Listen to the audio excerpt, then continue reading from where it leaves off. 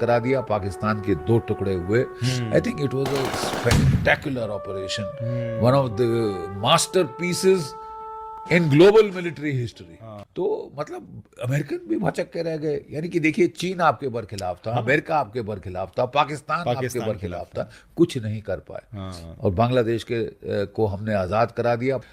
उस वक्त जब मैं ग्राउंड पे था तो I was far too junior, मैं सेकंड लेफ्टिनेंट था, तो ये बड़ा पर्सपेक्टिव तो मेरे को नहीं वहां पे उस वक्त नहीं प्राप्त हुआ। But I was very lucky कि मैं बाद में मिलिट्री ऑपरेशन डायरेक्टरेट में एक नहीं 2 टेन्योर्स मैंने किए, straight away under the army chief, under the जहाँ पे पूरी प्लानिंग होती है वॉर की, तो वहाँ पे मैं था वहाँ पे श्रीलंका के युद्ध के दौरान, जम्मू कश्मीर में टेररिज्म थी उसके दौरान, और फिर मैं था कारगिल के युद्ध के दौरान। यू सी, सो वहाँ पे बहुत सारे दस्तावेज हैं जो कि इस वॉर से लिंक्ड हैं, जो मुझे देखने का मौका मिला।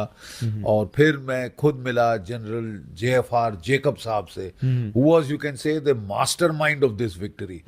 तो उस वक्त देखिए, एक बड़ी डिबेट चल रही थी भारत की सशस्त्र सेनाओं में कि भाई अगर हमने हमला करना है तो ये तो बिल्कुल क्लियर था कि हमारा प्रायोरिटी एरिया बांग्लादेश होगा, ईस्ट होगा, और वेस्ट में हम एक होल्डिंग डिफेंस अख्तियार करेंगे, ऑफेंसिव डिफेंस, ताकि वो कोई गेंद ना कर पाए, उसको ऑफ बैलेंस रखेंगे। लेकिन मेन एफर्ट हमारा ईस्ट में होगा, बांग्लादेश में होगा। तो ये ईस्ट वर्सेस वेस्ट थिएटर, ये प्रायोरिटाइजेशन तो हो चुकी थी।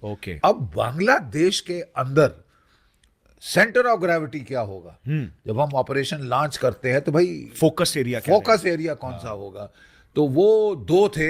एक था कि या तो हम जाएं ढाका की राजधानी की तरफ, लेकिन एक और स्कूल ऑफ थॉट था कि नहीं साहब, पाकिस्तान की सारी रसद, सप्लाई, आर्म्स, एमुनेशन वेस्ट से आ रहा है, समुद्र के रास्ते। तो जो चिटागोंग और खुलना की बंदरगाह है, वो की सेंटर ऑफ ग्रेविटी हैं। वो हमारे हाथ आ जाए तो ये फाइनेंशियली क्रिपल हो जाएगा, ये क्रिपल हो जाएगा। नाउ ये जो स्कूल ऑफ थॉट था, सेकंड स्कूल ऑफ थॉट, ये आर्मी हेडक्वार्टर्स में जनरल के Singh, director general military operations होते थे, वो उन्होंने मानेकशॉ को, फील्ड मार्शल सैम मानेकशॉ को कन्विंस कर दिया था कि ये सही अप्रोच है। तो जब उनकी ईस्टर्न कमांड में इसके ऊपर डिस्कशन हुई, बातचीत हुई, तो ईस्टर्न कमांड में तब चीफ ऑफ स्टाफ से जनरल JFR जेकब, बहुत कम लोगों ने ये नाम सुना है।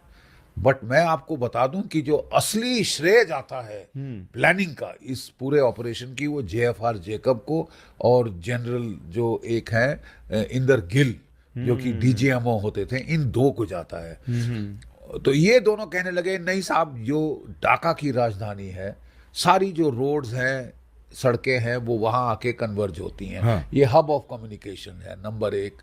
नंबर 2, वहां सरकार की सीट है, पॉलिटिक्स वहां से चलता है, you know, that is the command and control centre. Right. और उसके बाद जो ईस्टर्न आर्मी कमांड जो पाकिस्तान की थी, जिसके जनरल नियाजी साहब वो करता धरता, वो वहां उनका हेडक्वार्टर है, ईस्टर्न आर्मी कमांड।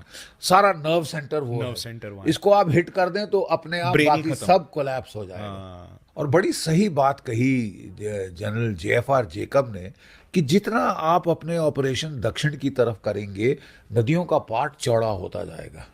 जब वो समुद्र के पास जाती हैं, वो शुरू में 6 से 8 किलोमीटर का पार्ट होता है, समुद्र के पास जाके तो 50-60 किलोमीटर का हो जाता है। उसको पार करना, उसमें ब्रिजिंग करना असंभव है। यू नो, बहुत प्रॉब्लम आपको आएगी, कीचड़ भी ज्यादा बढ़ेगा, स्वैम्पी एरिया में आप जाएंगे। And he was absolutely right. और फिर धीरे धीरे उन्होंने सैम को मना लिया और उन्होंने ढाका की राजधानी को की सेंटर बनाया। और ईस्ट से जनरल सगत सिंह आ रहे थे और वेस्ट से आ रहे थे अपने जनरल टेपी रायना, जो कि 2 कोर के कमांडर थे, और वहाँ 4 कोर कमांडर थे वो। और नॉर्थ से फिर हमने हमला किया। वो उसको बोला जाता था कि 101 कॉम जोन एरिया, उसमें वो 20 माउंटेन डेवर कई और डिवीजन के ब्रिगेड्स वहां से निकाल के, हिमालयन फ्रंट से निकाल के वहां डाले गए। सबसे जो पहले पहुंचने वाले जो थे ना, वो बहुत स्पीड पे बड़े जनरल सगत सिंह, और वहां बड़े सारे नदियां नाले थे, उन्होंने हेलीकॉप्टर से बाउंस कर लिया उनको। मतलब ब्रिजेज नहीं बनाया, वो सोच रहे थे कि पाकिस्तानी की हम पुल बनाएंगे, ये बनाएंगे, वो बनाएंगे, टाइम लगेगा। बट हम उनको सीधा पार like करते blitzkrieg, गए और blitzkrieg ब्लिट्जक्रीग टाइप ऑपरेशन किया। Absolutely right you are. और जिसको बोलते हैं expanding torrent concept of attack, यानी कि जब एक नदी नाला बह रहा है वेग से, कोई चट्टान आती है तो वो सारा जोर नहीं लगाता कि उसको उखाड़ेगा फिर आगे बढ़ेगा, वो जो दोनों तरफ से होके आगे निकल जाता है। Right, right. This is exactly the strategy we followed. And why did we follow this strategy? Because हमने देखा कि पाकिस्तान के नियाजी साहब को भी दो ऑप्शन थे।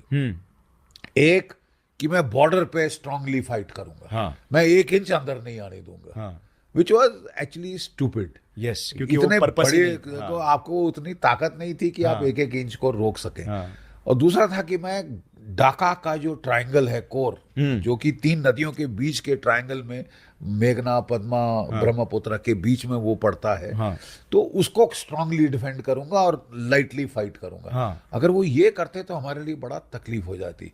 लेकिन उसने ये नहीं किया। Right, they had two options to choose. उसको बड़ा विश्वास था अपने ऊपर, आत्मविश्वास की नहीं साहब मैं 1 इंच नहीं अंदर आने दूंगा। जैसे कि 65 वॉर में हमने कोई 10 किलोमीटर जा चुके लाहौर की तरफ, और सियालकोट में उतना ही 8-10 किलोमीटर, तो 8-10 किलोमीटर में हम इनको रोक देंगे। ये सोच थी जनरल नियाजी की। जनरल जेकब ने जब देखा कि उसने इसके मुताबिक डिप्लॉय किए हैं अपने फोर्सेस, फॉरवर्ड डिप्लॉयमेंट की, तो उसने बाईपासिंग टेक्निक शुरू करी कि फॉरवर्ड जो मोर्चे है, जो किलेबंदी है, उसको बाईपास करो और गहरे घुसो। जैसे कि पानी मैंने बताया पत्थर पे टक्कर नहीं मारता रहता, राइट, दोनों तरफ हो गए, बाईपास कर एक्सपेंडिंग लेता है। टॉरेंट बाईपास करके ढाका की तरफ जाओ, और ढाका गिर गया तो सब गिर गया। It is the key stone, everything will fall. और बिल्कुल यही हुआ। और फिर हमने पहले तो ये जो 2 मेन अटैक्स किए थे, और अफसोस की बात यह है कि जो 2 कोर के जनरल रायना साहब थे, उन्होंने बोला नहीं साहब, आर्मी हेडक्वार्टर ने कहा है कि इनकी तरफ जाओ, तो वो मुड़ गए यहाँ ढाका की तरफ जाने के बजाय, नहीं तो और भी जल्दी पकड़ लेते हम लोग, और वो जाके दलदल में फंस गए। एक्चुअली बिल्कुल वही जो हुआ जो जेकब साहब ने कहा था। बट हमने ईस्ट से जनरल सगत सिंह बहुत स्पीड से आए और ढाका को बिल्कुल वो तोपों की जद में ले आए। और तब हमने उसके पहले नॉर्थ में एक ऑपरेशन कर दिया था, और जो पाकिस्तानी ब्रिगेड थी एक ऊपर, वो हमने तांगेल एक जगह है जहाँ पे तुराग नदी बहती है, और वहां पे एक बड़ा भारी पुल था, तो हमने वो तांगेल के ऊपर पैरा ड्रॉप किया अपनी एक पैरा ब्रिगेड ग्रुप को।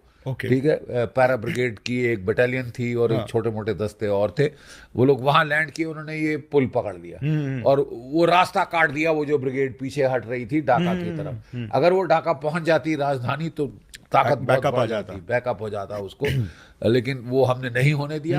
और फिर सबसे पहले जल्द से जो first troops to enter Dhaka were these paras, जो सेकंड पैरा के जो पैरा ट्रूपर्स थे जो तांगेल पे लैंड किए थे, तो और फोर्स बढ़ गया वहां पे, तो और फोर्स बढ़ गया। और उसके पहले हमने क्या किया साहब कि पिन पॉइंट बम्बिंग करी। हमको मैसेज आया कि साहब ये जो है ढाका में जो गवर्नर्स हाउस है वहां बड़ी कॉन्फ्रेंस होने वाली है, इसमें आर्मी, नेवी, एयरफोर्स और सारे सिविलियन अटरम पटरम सब के सब लोग वहां पे आएंगे, टॉप जो लीडरशिप है। तो हमने अपने 4 जहाज भेजे MiG-21, वो रॉकेट से लैस, उन्होंने जाके लो फ्लाइट करी और सीधा जहां कॉन्फ्रेंस हो रही थी साहब, वहां वो जो उनकी बड़ी बड़ी बे विंडोज थी ऐसे, उनके थ्रू रॉकेट दागे और अपने जनरल नियाजी और गवर्नर साहब वो तो दुबक गए सारे के सारे, टेबल के नीचे सारे शैंडलियर्स टूट के पड़े, कांच चकना चूर हो गया, वहां बहुत बुरी हालत हुई। और नियाजी तो फपक के रोने लगा बच्चों जैसे कि पिंडी में बैठे हरामजादों ने मरा दिया। वो जो गवर्नर साहब थे उन्होंने नीचे से हाथ निकाला और वहां लिखा आई हेयर बाई रिजाइन, मैं रिजाइन दे रहा हूँ। मतलब ये उनका मनोबल टूट गया था, कॉन्फिडेंस ही शायद। और अगले दिन भी अटैक किया, तो नियाजी के हेडक्वार्टर पे अटैक किया, पिन पॉइंट एयर अटैक, और इससे इनका बिल्कुल कमर टूट गई साहब। राइट। और तब जनरल जेकब साहब हमारे वो हेलीकॉप्टर लेके फ्लाइंग करे, उनको मैनेक्शॉ ने बोला गेट अ सरेंडर। तो उन्होंने सीज फायर के लिए टॉक्स मांगी थी अमेरिकन के थ्रू, ये वो ये एंड ऑल दैट। तो नियाजी के हेडक्वार्टर पहुंच गए जनरल जेकब, हेलीकॉप्टर लिया और जहां वो उतरे तो उनको देख के बहुत चक्के रह गए पाकिस्तान के सिपाही कि ये हिंदुस्तान का हेलीकॉप्टर ढाका रेस कोर्स पे लैंड कर रहा है। तो वो ऐसे मुंह ताक रहे थे, तो उसने कमिया, you know, he was a great bully जिसको बोलते हैं ना, तुमको देखता नहीं जनरल ऑफिसर सैल्यूट नहीं करता, सैल्यूट करा, ये सिखाया तुमको? तो उन्होंने सैल्यूट कर दिया, बोला हमको ले जाओ तुम्हारा नियाजी साहब का हेडक्वार्टर। तो वो बेचारे जीप ले आए, उनको ले गए। तो वहाँ जनरल नियाजी के पास पहुंचे, बोले general Niazi the game is up, ये सरेंडर डॉक्यूमेंट्स हैं, ठाक करके मुंह पे फेंकी, मैं तुमको 20 मिनट दे रहा हूँ, इनको देखो और उसके बाद इनको साइन करो। बोले सरेंडर, लेकिन मैंने तो सीज फायर मांगा था। कहता है जनरल नियाजी तुमको तुम्हारी हालत पता है, कल ही तुम बॉम्बिंग से बाल बाल बचे हो जिंदा, तुम चाहते हो मैं फिर बॉम्बर तुम्हारी तरफ भेजूं? हमको पता है तुम कहाँ पे हो, कहाँ रहते हो, कहाँ छुपते हो, ठीक है। और दूसरा, तुम जानते हो कि मुक्ति बाहिनी के लोग ढाका में आ गए, तुमने इनकी औरतों के साथ जो हाल किया था, ये तो तुम्हारी खून के प्यासे हैं, तुमको तो ये वो जो बकरे काटने वाली जो होती है मैशेट, उससे काट काट के तुमको तुम्हारी औरतें बच्चों के क्या हाल करेंगे, तुम मरवाना चाहते हैं अपने सिपाहियों, डू यू अंडरस्टैंड? वो भचक्का होके सुनता रह गया। कल anyway I am giving you 20 minutes, मैं तब तक बाहर चक्कर लगा रहा हूँ, सिगार पी रहा हूँ, तुम जरा फैसला करो और मेरे को बताओ। तो वो बाहर घूमने लगा, 20 मिनट हुए, अंदर गया जनरल नियाजी, वो बेचारा भचक्का, उसको तो सदमे में था, तो वो देख रहा था। तो उसने कहा हैव यू साइंड दिस? तो उसने कहा I take it as signed, उठा लिए। You will surrender your sword to general Jagjit Singh Arora today at 4 o'clock in the Dhaka race course. Well, I don't have a sword. Then get a pistol. I don't have a pistol. Borrow your ADCs. You know, ऐसे धड़ल्ला दिया उसको, और वो मतलब भौचक्का, उसने हथियार डाल दिए साहब। 93,000 कैदी, तो कॉन्फिडेंस ही चला गया, पूरा डर गया full. That is what I'm saying. It is the power of personality in war. Right. The power of personality. This was more like a negotiation. This was more सामने वाले को एकदम लोएस्ट हावी हो जाना उसके माइंड के ऊपर, you know? और चारों तरफ से घेर रखा था। ये नहीं कि हम पैरा की जो पलटन थी वो ढाका के अंदर पहुंच चुकी थी, यहाँ से टैंक्स हमारे PT-76 वो भी ढाका पहुंच चुके थे। राइट। तो मतलब हालत तो उसको दिखाई दे रही थी, चेकमेट कर दिया बिल्कुल। और लेकिन अगर वो चाहता, हमदुर रहमान कमेटी ने यही उससे पूछा था कि तुम्हारे पास तो कोई 20-30 हजार फौजी थे ढाका में, वो मोस्टली उनके ऑर्डिनेंस और सर्विस कोर और ये सब के थे, बट तुम उनसे कुछ तो लड़ सकते थे, एक हफ्ता तो लड़ लेते तो कम से कम ये हाल नहीं होता हमारा। लेकिन उसने कहा he bullied me into surrender, Jacob bullied me into surrender, जैसे कि नहीं तुम छोटे बच्चे हो, छोटे बच्चे हो, यू नो। तो ये असली कहानी है ढाका की। और देखिए उसमें the level of high octane drama, right. जब ये सब हो रहा था, हाई ऑक्टेन ड्रामा, वहाँ पे अमेरिका की 7th fleet bay of Bengal में आ चुकी थी। और फिर हमारी ट्रीटी हमने कर ली थी रूसियों के साथ, तो रूसी रशियन न्यूक्लियर सबमरीन्स भी उसके साथ साथ आ रही थी। और जब वो ढाका में, जब वो बंगाल में, बे ऑफ बंगाल में आए, तो वो सबमरीन उनके एयरक्राफ्ट कैरियर के साथ खड़ी हुई, निकली बाहर, और उनके जो एडमिरल ने, रशियन ने ऐसे अपनी टोपी हिला के ऐसे कर दी कि हम भी यहाँ पे हैं, आप भी हो, भूलना मत, कुछ ऐसा उल्टा सीधा करने की कोशिश ना करना। ना सिर्फ भारत के सैन्य इतिहास में, दुनिया के इतिहास में एक मास्टरपीस माना जाता है। सर आपने ब्यूटीफुली पूरी स्टोरी एक्सप्लेन की, राइट, सारे टैक्टिकल नेगोशिएशन सब कुछ। तो आई थिंक ये चैप्टर ही सबके लिए क्लियर हो गया होगा। ये चीजें हैं जो ज्यादातर पता नहीं है उस युद्ध के बारे में। मतलब एकदम निटी ग्रिटीज में जाकर। तो मेरे को तो बहुत कुछ इससे मतलब एक इनसाइड पर्सपेक्टिव मिल गया कि एक आर्मी जनरल कैसे सोचते हैं, फर्क डाल सकता है, कैसे और एक डिसीजन से कितना फर्क पड़ सकता है। लाइक उन्होंने स्ट्रैटेजी, अगर वो बॉर्डर को गार्ड करने के जगह पे वो ट्राइंगल बनाने के सोचते हो आते तो शायद से कुछ और हो सकता था, इतिहास ही बदल होता। मे बी यूएस पहले आ जाती, सीज फायर हो जाता, यूएन की फौजें आ जाती बीच में, और ये वो, और फिर तो जैसे कश्मीर का पटरम चल रहा है राइट। अभी तक